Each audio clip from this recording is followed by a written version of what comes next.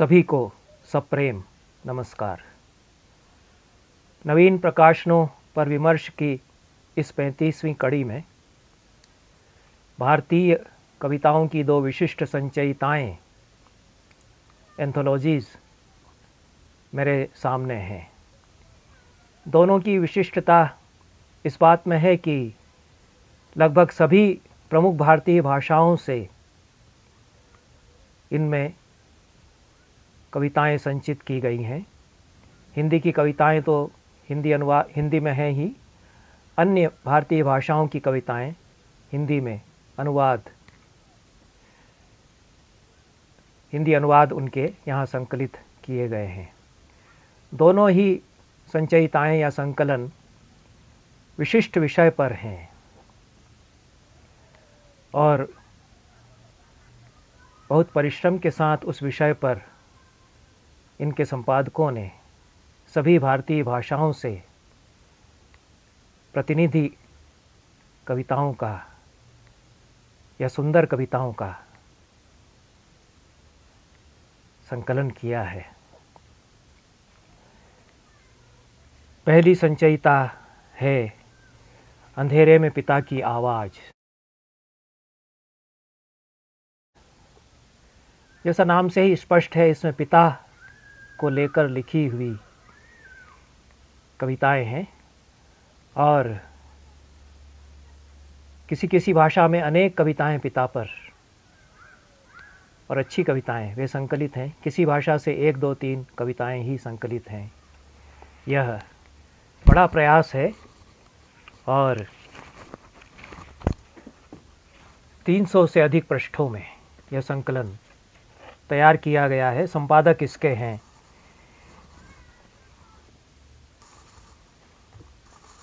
सतीश नूतन। सतीश नूतन एक कवि भी हैं। उनका स्वयं का कविता संकलन प्रकाशित है और उनकी अनेक कविताएं कई भारतीय भाषाओं में अनुदित हुई हैं। यह संकलन उन्होंने एक बड़ी पीड़ा, एक कचोट के साथ तैयार किया। उनके पिता को जो अपने जीवन के अंतिम चरण में वेदना झेलनी पड़ी और मृत्यु के उपरांत भी, मृत्यु के पश्चात भी उनका मरणोत्तर कार्य, जो तथाकथित पाखंडी ढोंगी लोग हैं पंडितों में, हमारे पंडित तो कहना ही नहीं चाहिए, उनको दाह संस्कार भी विधिवत नहीं करने दिया गया क्योंकि वह कैंसर की बीमारी से दिवंगत हुए। ये तो कोई दुख ही नहीं है, जैसी मूर्खताएं हमारे समाज में होती हैं। लेकिन पिता की स्मृति में सतीश नूतन पहले भी प्रकाशन करते रहे हैं। उनके पिता स्वयं अच्छे कवि और साहित्यकार रहे और बड़े मनोयोग से उन्होंने लगभग सारी मुख्य भारतीय भाषाओं से पिता को लेकर कविताएं संकलित की हैं। इस अर्थ में यह प्रयास बहुत ही मानीखेज है या सार्थक है कि एक संपूर्ण भारतीय परंपरा के संदर्भ में रिश्तों की पहचान, रिश्तों की नापजोख करने के लिए हमें यह प्रेरित करता है। हमारे देश में परिवार का परिप्रेक्ष्य, परिवार की अवधारणा अलग है पश्चिम के देशों से। हमारे यहाँ रिश्तों के मायने अलग होते हैं। माता से संबंध, पिता से संबंध, भाई बहन से संबंध, भाभी से संबंध और गुरु शिष्य के संबंध, ये सब संबंधों के जो ताने बाने हमारे यहाँ होते हैं हमारी परंपरा में, वो बहुत विशिष्ट होते हैं और इन संबंधों के तानों बानों को बनाए रखना और इनको संजोना यह कविता करती है। कविता हमें याद दिलाती है जब हम संबंधों को भूलते हैं। ये किताब 2022 में छपी है। संभावना प्रकाशन हापुड़ से प्रकाशित हुई है। 450 रुपया इसका दाम है। विजय कुमार ने बहुत ही वैदुष्यपूर्ण प्रस्तावना इसकी लिखी है और उन्होंने बताया है कि पिता की कितनी कितनी छवियाँ हमारी कविताओं में, हमारे कथा साहित्य में रही हैं और हमारे स्वयं की स्मृतियों में रहती हैं। कभी चिढ़ के साथ, कभी बहुत प्रेम के साथ, कभी कचोट और कसक के साथ, कभी अनुताप और पश्चाताप के साथ। पिता को हम याद करते हैं, पिता की यादें हमारे साथ चलती हैं। आत्मा वही जायते पुत्र, हमारे ऋषियों ने कहा है, child is the father of man. उसी तरह की बात तो अंग्रेजी में भी किसी कवि ने कही। मनुष्य का आत्म ही पुत्र के रूप में जन्म लेता है, मनुष्य की आत्मा ही पुत्र के रूप में जन्म लेती है। पिता नया जन्म पाता है पुत्र के रूप में। पिता भी पुत्र को इसी रूप में देखता है। पुत्र पिता को किस तरह देखता है और पिता पुत्र को और पुत्रियों को भी किस तरह देखता है, इससे जो बहुत संवेदनशील, जटिल, भाव संवेगपूर्ण संबंध बनते हैं, उनकी समझ होना, जो कि समझ अब लुप्त होती चली जा रही है हमारे बाद की पीढ़ी में। और जो एकदम नई पीढ़ी तैयार हो रही है, उसके लिए तो उसमें से एक पूरा वर्ग इस तरह का तैयार हो रहा है जिसकी सोच समझ बहुत ही आंतरिक होती चली जा रही है। वह समझ, उसकी जड़ता टूटे। विजय कुमार कहते हैं कि कहीं पिता अपनी संतान के लिए नायक है, आदर्श है, उसका प्रथम शिक्षक है, दुलार, साहस, त्याग, धैर्य, आस्था, संघर्ष और विवेक का प्रतिनिधि है, तो कहीं वह व्यक्ति न होकर के ताकत, अधिकार, मूल्य, निर्णय और वर्चस्व का ऐसा संश्लिष्ट रूप है जिसकी सहज स्वीकृति संतान के अवचेतन में बहुत शुरू से अनिवार्य रूप से बिठा दी गई है। ये उन्होंने बहुत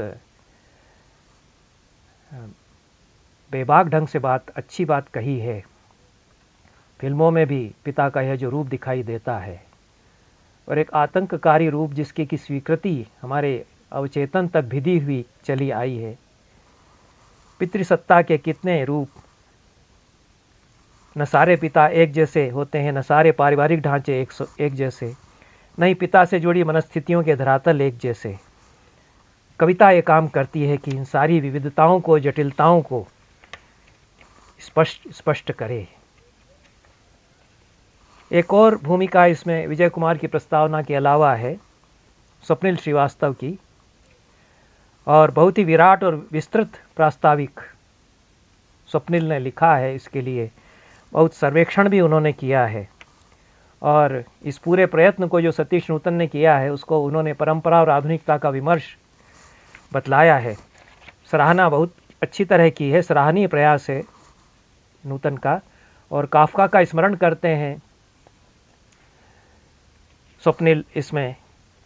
अपने पिता से वे कितने आतंकित थे, और उनकी कथाओं में, उनकी कहानियों में पिता का यह आतंक किस प्रकार से व्यक्त हुआ है, और उनके रचनाकार का मानस पिता के आतंक से कैसे बना है,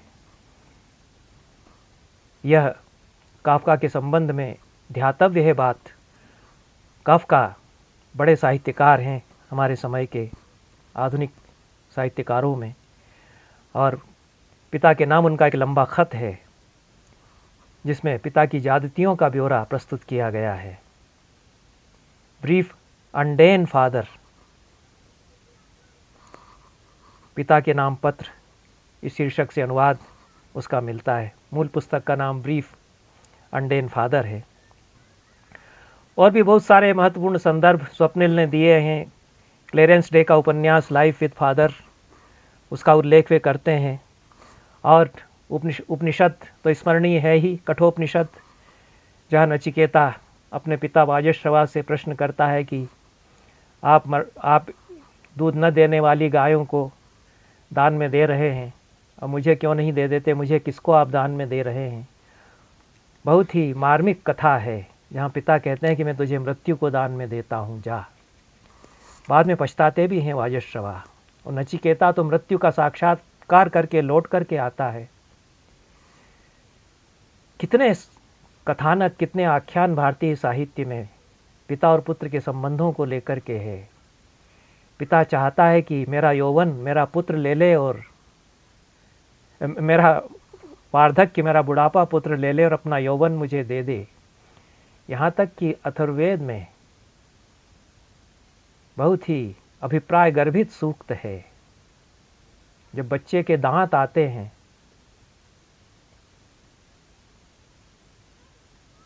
तो माता पिता सोचते हैं कि क्या यह इन्हीं दांतों से एक दिन हमको खाएगा।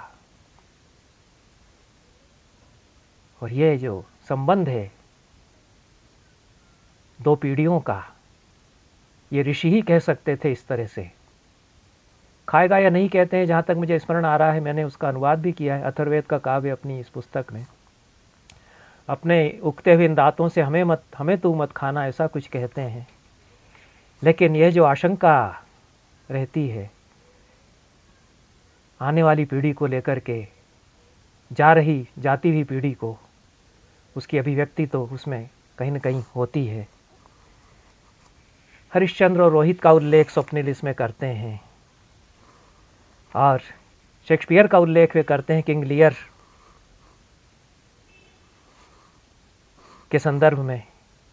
निराला की सरोज स्मृति अत्यंत मार्मिक कविता है एक महान कवि की। धन्य में पिता निरर्थक था, कुछ भी तेरे हित कर न सका, जाना तो अर्थागमोपाय पर रहा सदा संकुचित काय, तुक ही जीवन की कथा रही, क्या कहूँ आज जो नहीं कही। ये लोकगीतों में पिता की स्मृतियाँ, और जो कविताएं इसमें संकलित हैं उन पर भी अच्छी टिप्पणी यहाँ की गई है। बंगाली कवि सुबोध सरकार की कविता शरणार्थी शिविर में फरिश्ता शीर्षक से है। शंकर पिल्ले की कविता मेरे पिता की कमीज़ें, ये बहुत उल्लेखनीय कविता है। उड़िया कवि सीताकांत महापात्र की कविता पिता शीर्षक से है। सीतांशु यशश्चंद्र गुजराती के जाने माने कवि हैं और अच्छे चिंतक भी हैं। पिता ने कहा था इस शीर्षक से उनकी कविता। मराठी के दिलीप चित्रे भी प्रसिद्ध साहित्यकार, कथाकार और कवि हैं। घर लौटते पिता शीर्षक से उनकी कविता है। नामदेव ढसाल मराठी में दलित साहित्य के प्रसिद्ध सर्जक हैं। पिता धांगड़ और मैं शीर्षक उनकी कविता है।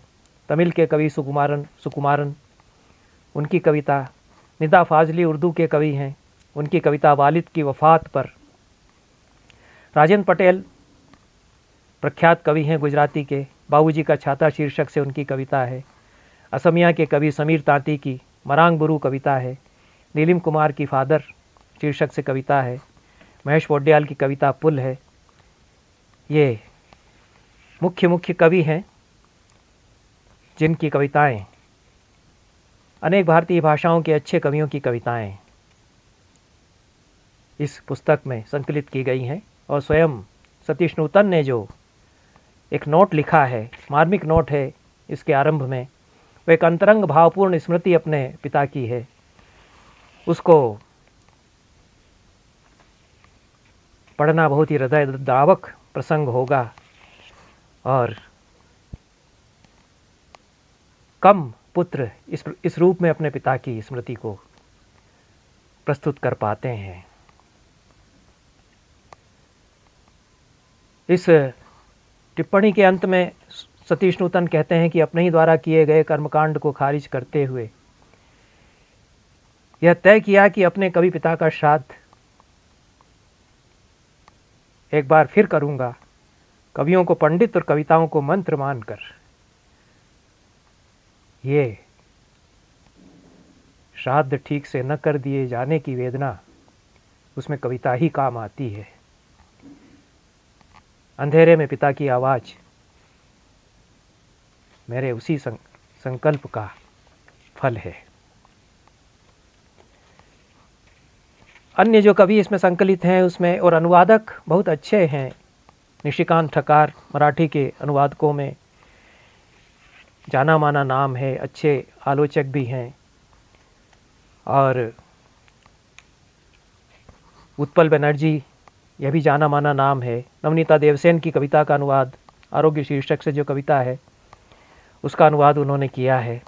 मल्लिका सेन गुप्त की कविता का भी अनुवाद उत्पल बनर्जी ने किया है। राजस्थानी से एक ही कविता है नीरज दहिया की, जिसका अनुवाद मदन गोपाल लड़ा ने किया है। मैथिली से भी एक ही कविता है अजित आज़ाद की। जबकि मराठी, मलयालम आदि भाषाओं से एकाधिक कविताएं हैं। मार्मिक कविता है। के सच्चिदानंद अच्छे कवि हैं, मेरे भी प्रिय कवि हैं मलयालम के।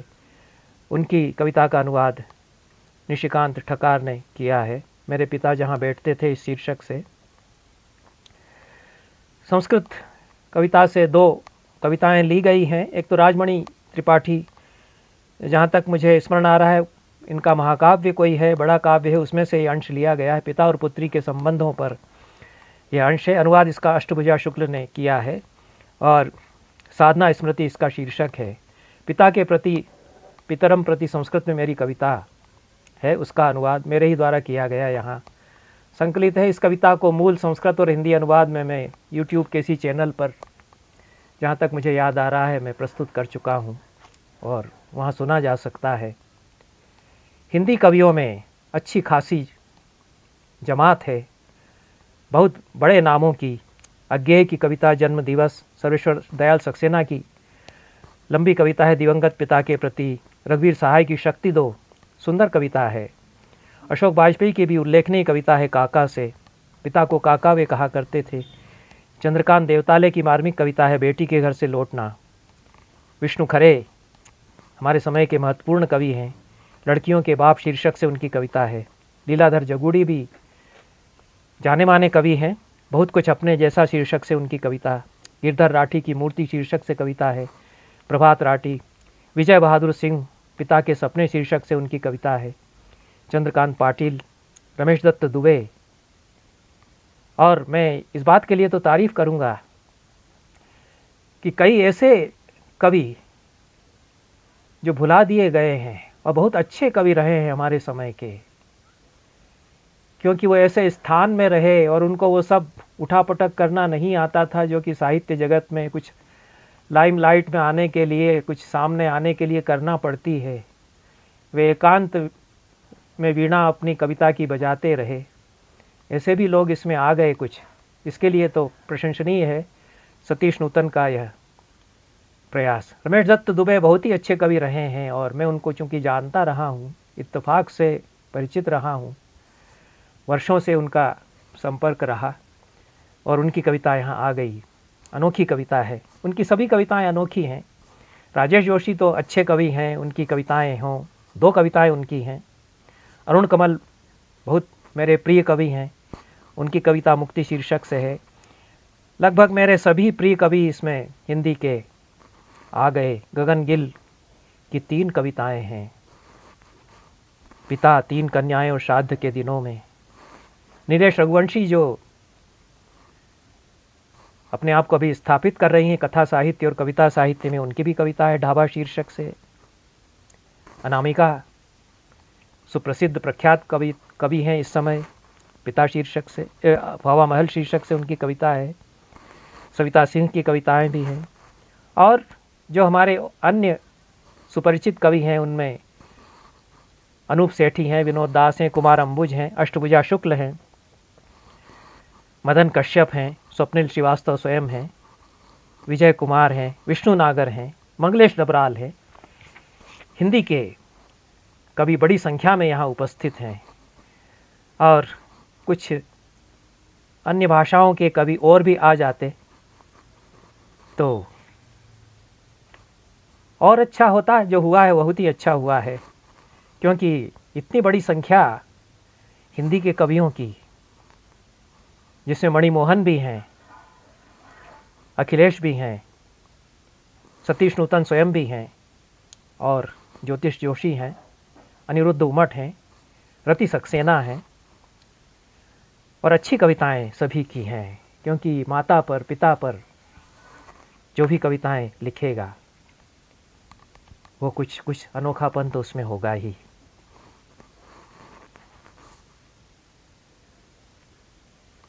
पत्नी पर लिखना और उपहास करते हुए न लिखना, ऐसी कविताएं भी हैं। और हमारे एक मित्र हैं, संस्कृत के बहुत बड़े कवि हैं और गुजराती में भी अच्छा वे लिखते रहे हैं, हर्षदेव माधव। उन्होंने पत्नी पर लिखी हुई संस्कृत कविताओं का बहुत अच्छा संकलन तैयार किया और यह भी उतना ही महत्वपूर्ण विषय है कविता का। प्रेयसी पर तो सभी लिखते हैं, युवावस्था में कोई भी लिख देता है प्रेयसी पर, लेकिन पत्नी पर तो भवभूति जैसे महान दार्शनिक कवि लिख पाते हैं। वो भी एक विषय है। परिवार के सदस्यों पर जब कविताओं की बात आए, मैं कुछ अंश जो मुझे अच्छे लगे वो पढ़ूंगा। राजेंद्र प्रसाद मिश्र का अनुवाद है। प्रवासिनी महाकुड़ उड़िया कवि हैं, उनकी कविता है तुम जैसे पिता के होते। शीर्षक है तुम्हारे विश्वास के श्यामल वन में एक अनचाहा पौधा हूँ मैं, बेटी कह रही है। अब भी समझ नहीं पाई तुम जैसे पिता के होते, मुझ जैसी बेटियां आखिर क्यों करती हैं गलतियां।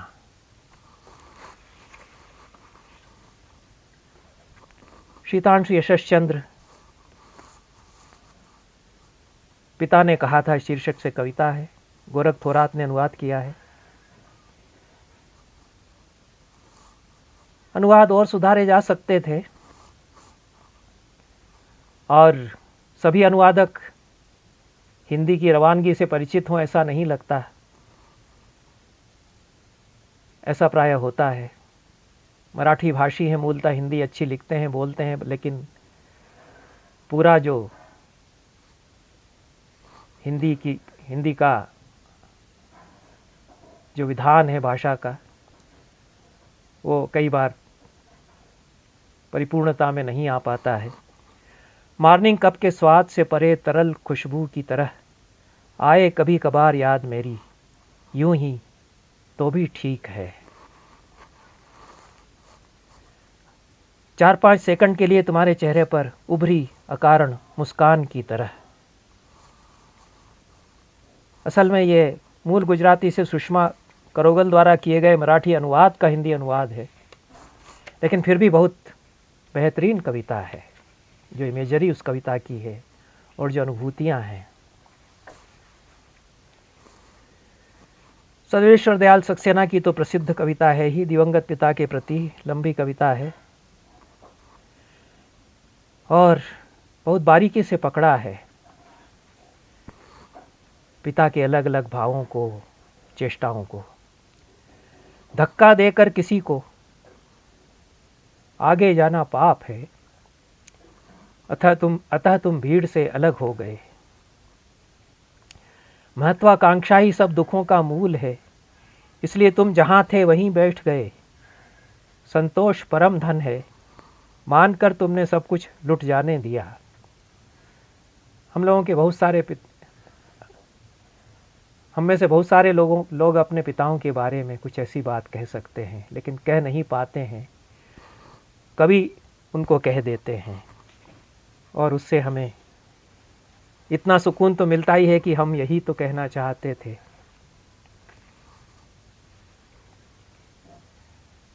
कदाचित अपने पिता के बारे में भी। रमेश दत्त दुबे, जो कि शायद हिंदी के जो हवा महल हैं उनमें उनकी हवा कम बांधी जाती है, उनकी कविता है, अच्छी कविता है, उसको मैं पढ़ देता हूँ। खूंटी पर टंगे कोट में पिता अब भी हो सकते हैं, माँ किसी परात में, भाई की पथराई आंखों में हो सकते हैं मकान का नक्शा। चीजें जिस तरह आती हैं हमारे पास, हम नहीं जाते उस तरह उनके पास। पिता का कोट कभी नहीं आया मेरे शरीर पर। कुल इतनी ही कविता है और जैसा रमेश दत्त दुबे करते हैं, बारीक बात कहते हैं, कुछ समझने के लिए भी छोड़ते हैं।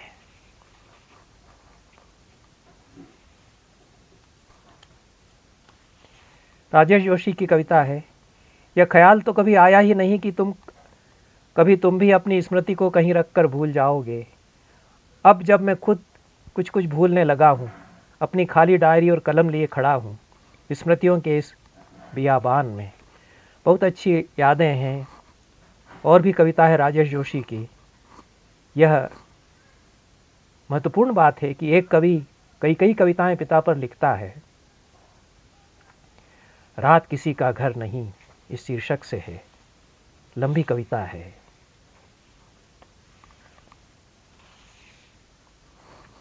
मुक्ति कविता अरुण कमल की।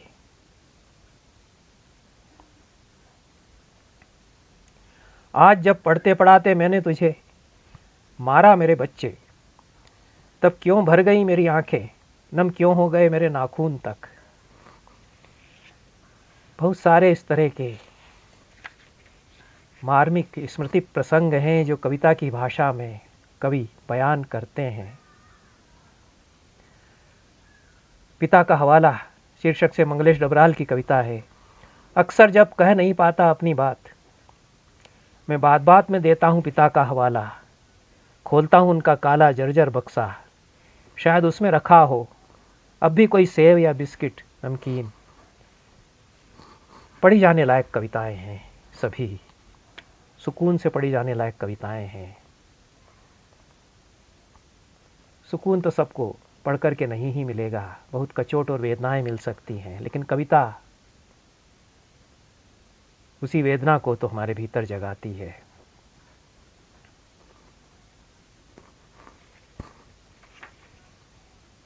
फ्रिज शीर्षक से अच्छी कविता सतीश नूतन की है। और बज्जी का कविता एक है हरिनारायण सिंह की, भेल विधाता वाम शीर्षक से, बहुत अच्छी लोकगीत की शैली में है, पढ़ने लायक है। अधिक न कह करके मैं चाहता हूं कि कविताएं पढ़ी जाएं, अच्छी कविताएं पिता पर संकलित की गई हैं। कविता ही हमारे जीवन से धीरे धीरे लुप्त की जा रही है। एक सुनियोजित पद्धति से, सुनियोजित षड्यंत्र से, और हमसे एक पूरा जीवन छीना जा रहा है। उसमें दो लोगों ने किताबें तैयार की बहुत मेहनत से। सतीश नूतन ने पिता पर कविताओं का यह संकलन, अंधेरे में पिता की आवाज़ शीर्षक से, और दूसरी किताब है नीरज कुमार मिश्र और अमरजीत कौंके के द्वारा संकलित किताब है कविता में किसान। यह भी उतना ही महत्वपूर्ण विषय है, और उसी तरह से मुख्य भारतीय भाषाओं से किसान को लेकर के कविताएं इसमें संकलित हैं।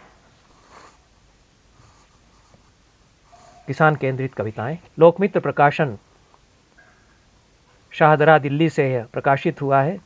250 रुपये इसका मूल्य है। इसी 2022 का यह प्रकाशन है और अच्छा सुपुष्ट संकलन है। उसी तरह से 280 पेज का है। प्रयास सतीश नूतन ने जिस तरह से किया है पिता पर कविताओं को संकलित करने का, उसी तरह से नीरज कुमार मिश्र और अमरजीत ने भी यह प्रयास किया है। और जिस तरह से भूमिकाएं वहाँ बड़ी विशद हैं, पिता पर जो संकलन है अंधेरे में पिता की आवाज़ शीर्षक, उसी तरह से यहाँ भी बड़ी विशद भूमिका है। नीरज कुमार मिश्र की विस्तृत विशद भूमिका है। और संत काव्य किस तरह से किसानों की चर्चा करता है, संतों की कविता में किस तरह से खेती और किसानी आती है, ये बात उन्होंने बड़ी महत्वपूर्ण कही है। तुम्हारे जितने संत कवि थे वे सब लोक जीवन से जुड़े हुए थे। तुलसी हों, कबीर हों, रैदास हों, रज्जब हों,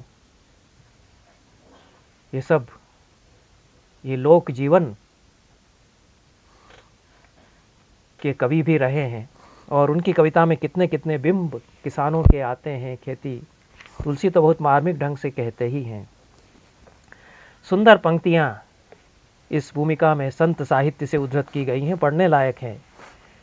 दरिया साहब की बानी से, रज्जब बानी से, पांचों तत्त मयंक सो अन्न ही काज मजूर, रज्जब सो दालिद्र में आवे क्यों सु हुजूर।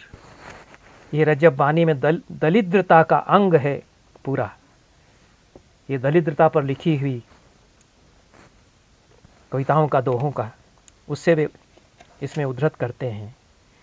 श्रम को ईसर जान के जौ पूजे दिन रैन, रविदास तिनहि संसार मह सदा मिले सुख चैन। ये रैदास रचनावली से लिया गया है। रैदास कहते हैं। तुलसी की कवितावली से, दोहावली से इस प्रसंग में सुंदर उदाहरण दिए। यहाँ तक कि बिहारी भी इसमें आ गए हैं। बिहारी जैसे कवि जिनको कि रीतिकाल का कवि माना गया। दुसह दुराज प्रजान को क्यों न बड़े दुख दंद, अधिक अंधेरो जग करे मिली मावस रवि चंद। क्या कहा है। और अमावस के सूर्य और चंद्रमा से क्या उपमा दी है। दुस्सह दुराज के लिए ये एक पूरी दृष्टि को लेकर के संकलन तैयार किया गया है। उसी दृष्टि से पूरे साहित्य की रूपरेखा यहाँ रखी गई है। दलित कविता और किसान आंदोलन से विशद चर्चा इस लंबी भूमिका में की गई है। परिश्रम से लिखी गई भूमिका है। दोनों ही संपादकों के लिए मुझसे गलती हुई। यह जो विशद भूमिका है, यह डॉक्टर बजरंग बिहारी तिवारी की है। और बजरंग बिहारी तिवारी से ही यह आशा की जा सकती है कि इतना बड़ा सर्वेक्षण वे साहित्य का करेंगे, संत साहित्य से, रीतिकालीन साहित्य से लगा करके दलित विमर्श तक, जो कि उनके विशेषज्ञता के ये सभी क्षेत्र भी रहे हैं। वे बहुत अच्छे हिंदी के प्रतिष्ठित आलोचक भी हैं। तो ये उनकी भूमिका अपने आप में पठनीय है। मैं थोड़ा पन्ने पलट करके आभार शीर्षक, आभार इसमें केवल नीरज कुमार मिश्र का है, बहुत विस्तार से उसमें पहुंच करके मैंने नाम पढ़ दिया था। लेकिन ये विशद भूमिका 20 पृष्ठों की, 15 पृष्ठों की बजरंग बिहारी तिवारी की है, जो कि पठनीय है। इसमें अच्छी कविताएं हैं। और सबसे बड़ी बात यह है कि उसी तरह से अनेक कवि जो विस्मृत हो गए हैं। सतीश नूतन की किताब में तो हमारे समय के बहुत सारे कवि जो कहीं गांव गिराव में रहे हैं और छोटे कस्बों में रहे हैं, अब उनको स्मरण नहीं किया जाता, लेकिन कवि बहुत अच्छे रहे हैं, वे आ गए हैं। यहाँ 100 साल पहले के हिंदी के कवि जिनको आज फिर से याद करना चाहिए वो हैं गया प्रसाद शुक्ल स्नेही। उनकी कविताएं हम 5वीं 6वीं की पाठ्य पुस्तकों में कभी पढ़ते थे और अच्छे कवि रहे हैं। किसान शीर्षक से उनकी कविता है। मैथिली शरण गुप्त की तो किसान शीर्षक से कविता है ही। बालकृष्ण शर्मा नवीन की कविता है। मुकुटधर पांडे की कविता है। हरिवंश राय बच्चन की बूढ़ा किसान शीर्षक से कविता है। और कुत्ता भौंकने लगा इस शीर्षक से निराला की कविता है। सिके हुए दो भुट्टे अपनी सुपरिचित वानगी में नागार्जुन कविता में खेती किसानी का वातावरण उठाते हैं। त्रिलोचन उठ किसान ओ इस शीर्षक से उनकी कविता है। बाकी केदारनाथ अग्रवाल, सर्वेश्वर दयाल सक्सेना, अज्ञेय उनकी भी कविता है। नंदा देवी 2, रामविलास शर्मा किसान कवि और उसका पुत्र है शीर्षक से कविता। प्रभाकर माचवे, चंद्रकांत देवताले इनकी कविताएं। और 134 कविताएं इस तरह की यहाँ पर हैं। अरुण कमल की पठनीय कविता है। मणिमोहन की कविता है। और कुछ कविताएं उसी तरह से बहुत ही मार्मिक हैं। उनको उनमें से कुछ अंश में पढ़ूंगा। अनामिका की कविता है ट्रैक्टर में होरी। और अनामिका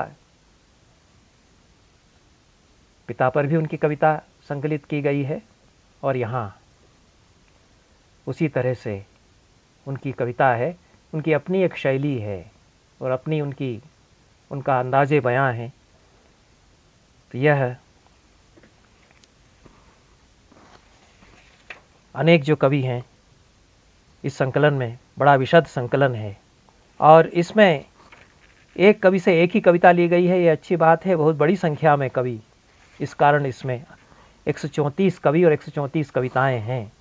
बल्ली सिंह चीमा जिनके गज़लें खूब गाई जाती हैं, लोक कवि हैं। ले मशाले चल पड़े हैं लोग मेरे गांव के, इस शीर्षक से उनकी कविता है। देवी प्रसाद मिश्र, अष्टभुजा शुक्ल, हाथा मारना शीर्षक से अष्टभुजा की कविता है। और ये जो जेनेटिकली रिफाइंड बीज दिए जा रहे हैं उन पर यह कविता है। और मदन कश्यप की कविता है। बिजू का शीर्षक से मेरी कविता है। संस्कृत में चिंचा मनुष्य व्याकरण में शब्द मिलता है, पाणिनि की व्याकरण के उदाहरण में ही मिलता है, जो तृण पुरुष भी उसको कहते हैं। खेत में बिजू का खड़ा होता है, उस पर कविता है। इस कविता का संस्कृत से पंजाबी में अनुवाद हुआ है, गुजराती में हर्षदेव माधव ने अनुवाद किया है, हिंदी में अनुवाद हुआ है। और हिंदी में जहाँ तक मुझे याद आ रहा है 2 अनुवाद अलग अलग लोगों ने किए हैं। राजेंद्र मिश्र प्रख्यात साहित्यकार हैं, संस्कृत के और भोजपुरी के और हिंदी के भी, उन्होंने भी इसका अनुवाद किया है। और अन्य किसी ने भी इसका अनुवाद किया है।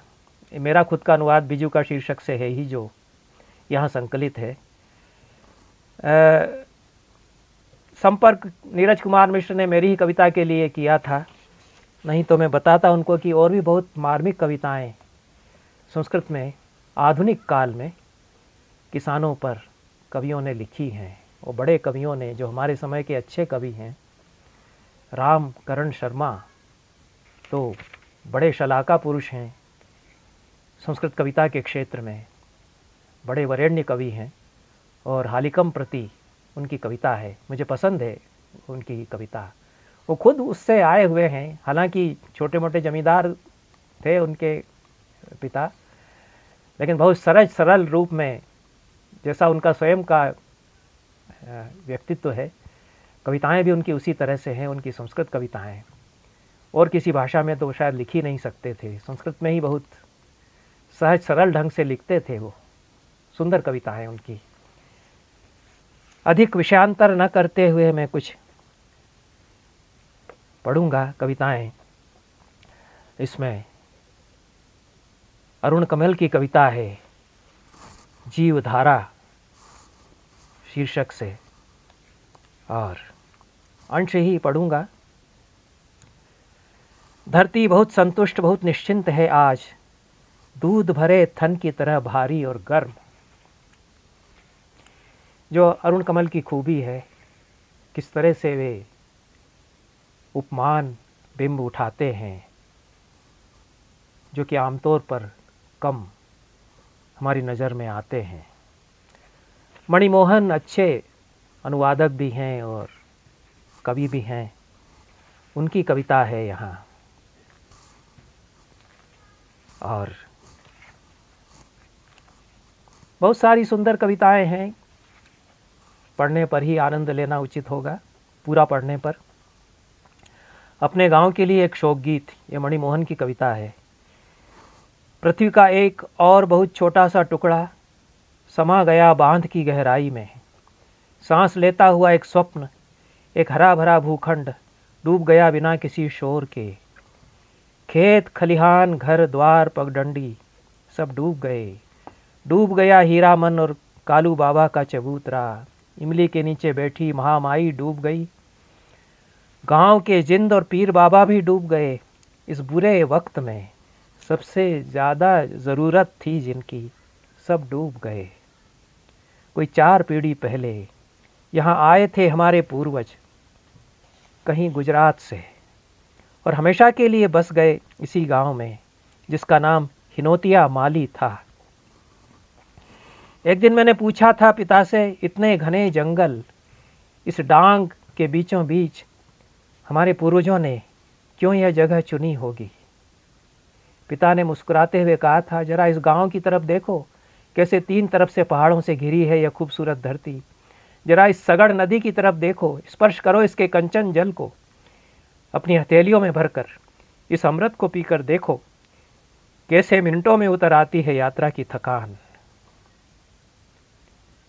अच्छी मार्मिक कविता है और लंबी है। अंतिम अंश ही पढ़ता हूँ। मुट्ठी भर पैसों के एवज में जैसे बिक गई एक किडनी, शहर में बिना जमीन और सपनों के कितने दिन जिंदा रहेंगे खुद ये किसान पता नहीं। एक पूरी ज़िंदगी इन कविताओं में सांस लेती है, किसान के दुख दर्द की, डूबते हुए गाँवों की, खेत खलिहानों की।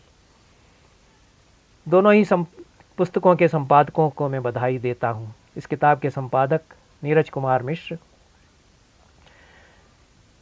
उनका जन्म स्वयं बांदा के अछरोठ गांव के किसान परिवार में हुआ, तभी तो काम वे कर सके हैं इस तरह का। और अनेक महत्वपूर्ण उनके लेख और कविताएं, लेख प्रकाशित हैं, कविताएं संकलित उन्होंने की हैं। अज्ञेय के उपन्यास स्त्री प्रश्न और परिप्रेक्ष्य, बावले कवि की सौदागरी, ये 2 किताबें उनकी छपी हैं। डॉक्टर अमरजीत कौंके पंजाबी से एमए हैं, पीएचडी हैं, बहुत सुंदर छवि उनकी यहाँ है, सरदार हैं। बड़ा अच्छा काम इन दोनों ने किया। मुझे खुशी इस बात की है कि जो युवा लोग हैं वो इस तरह का काम कर रहे हैं जो उनके पहले की पीढ़ी के लोग नहीं कर पाए। इसलिए नीरज कुमार मिश्र और डॉक्टर अमरजीत कौंके को इस किताब के लिए, कविता में किसान इस किताब के लिए, और सतीश नूतन को अंधेरे में पिता की आवाज़ इस संकलन के लिए मैं बधाई देते हुए अपनी बात समाप्त करता हूँ। धन्यवाद।